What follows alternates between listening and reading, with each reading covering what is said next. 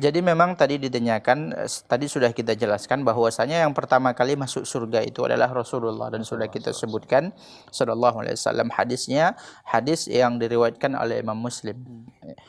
Nah, bagaimana kita menanggapi tentang adanya hadis-hadis yang Rasulullah mengatakan ittala'tu 'alan nar faraitu aktsara ahlihan nisa gitu. Ya.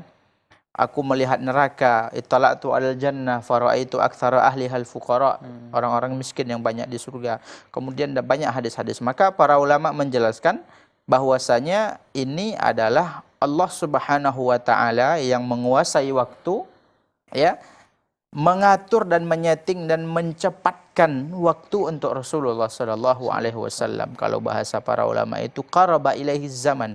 Allah Subhanahu wa taala mensegerakan waktu itu sehingga beliau melihatnya.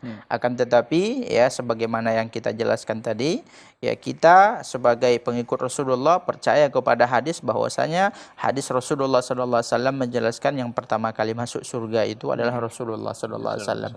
Dan dalam hadis lain juga disebutkan ya bahwasanya roh para nabi dan para syahid itu ada pada burung yang terbang, ada di perut burung yang terbang di surga.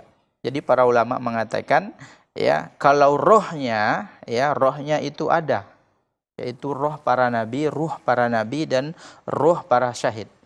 Roh syahada. Adapun ya ruh dengan jasadnya sekarang ini di surga itu tidak ada. Karena tidak ada yang masuk surga ya sebelum Rasulullah sallallahu alaihi wasallam masuk. Wallahu